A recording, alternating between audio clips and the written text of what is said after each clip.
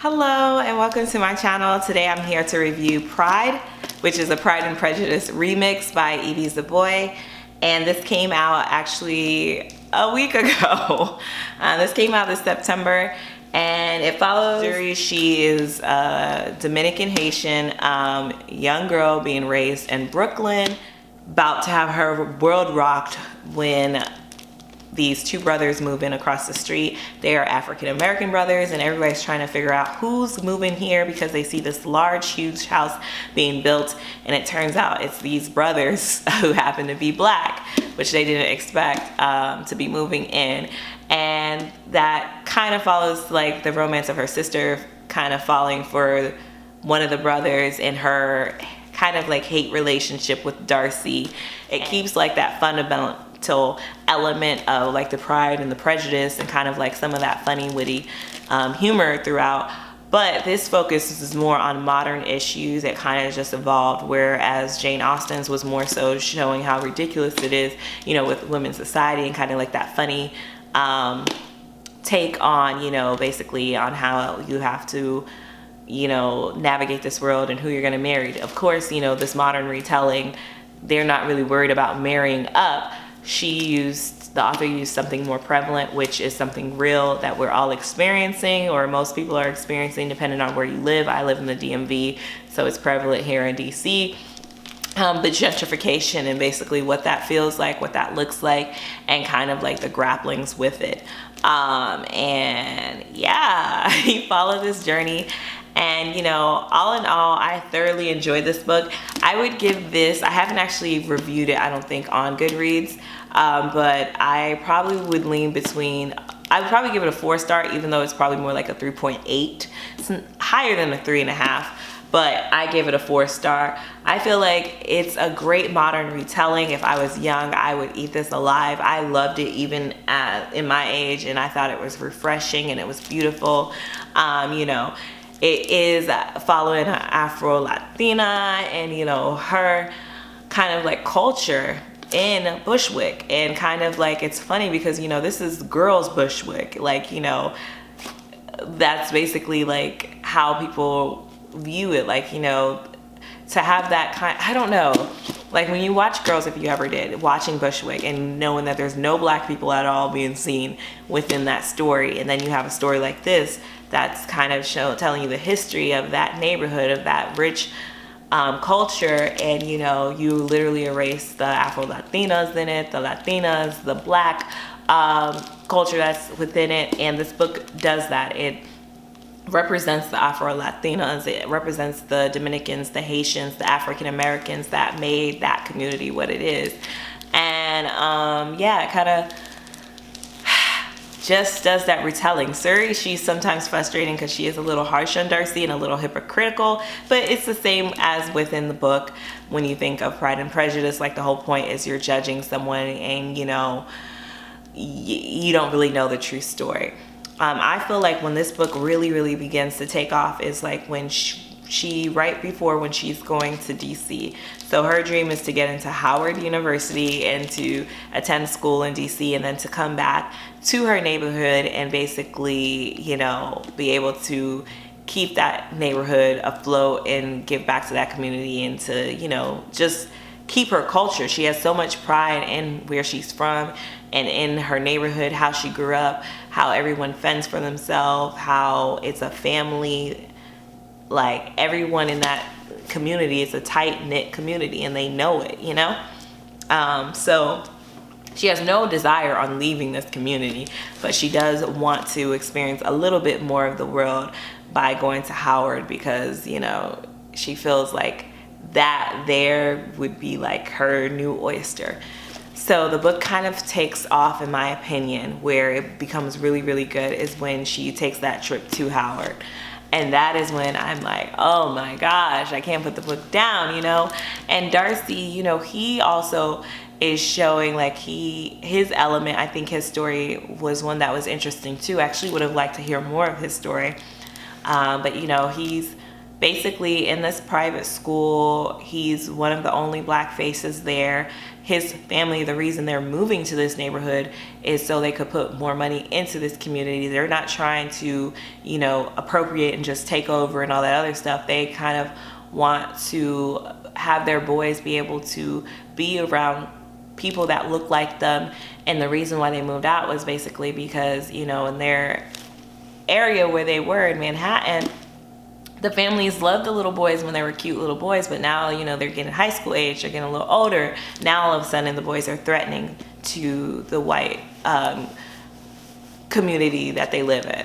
So it shows two sides of, you know, what that's like when you move into a different class, and like what decisions do you make on moving into neighborhoods, you know, and kind of like just how complex all of this really is. Because on one end they're driving up, they're part of the reasons that's driving up this rent, but at the same time, you know, their whole purpose of doing it is so they could be within the community, not so they could replace the community. So yeah, it's just a really fun and cute remix. I thoroughly enjoyed it. The elements where it was hard for me to connect were in the beginning of the book. The beginning of the book, I was like not feeling it as much because I am actually, I don't know if I've talked about this on this channel, I am Haitian American. Both of my parents are Haitian, and the main character, she is Haitian Dominican. And, you know, part of me was like, you know, the Haitian culture side of it wasn't really represented besides talking about black rice, which she really called it black rice instead of di jonjon. Like, I didn't understand why that's such a petty thing, but like it just annoyed me because the author herself, she's Haitian, you know, but I get that, you know, she really wanted to emphasize the Latina or the Dominican culture within this, you know, to be more representative of what she gathered from Bushwick. But additionally, like, I felt like none of the Haitian culture was really explained or explored.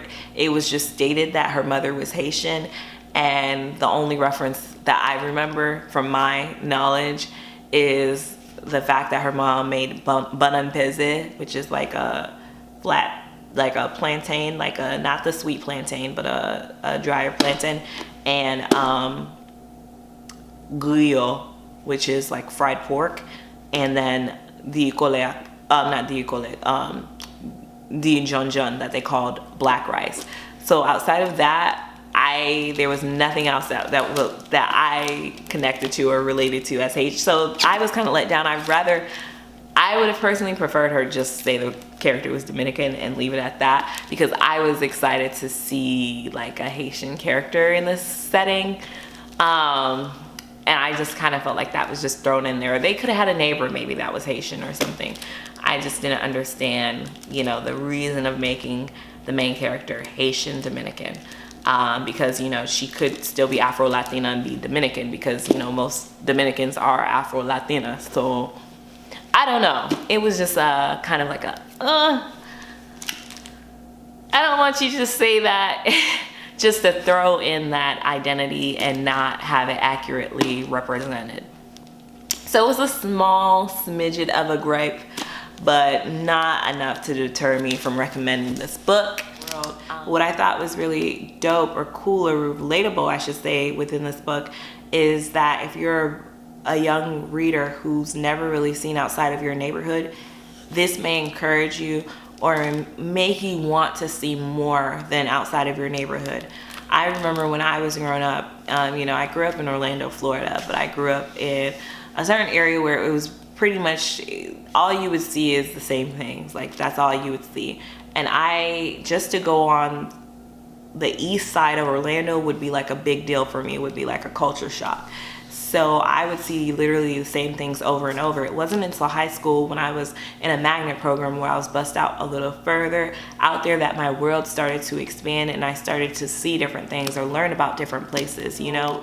The book does a good job where Zuri, she's never really seen outside of Bushwick. She's only been to even Times Square a handful of times, even though she lives in New York.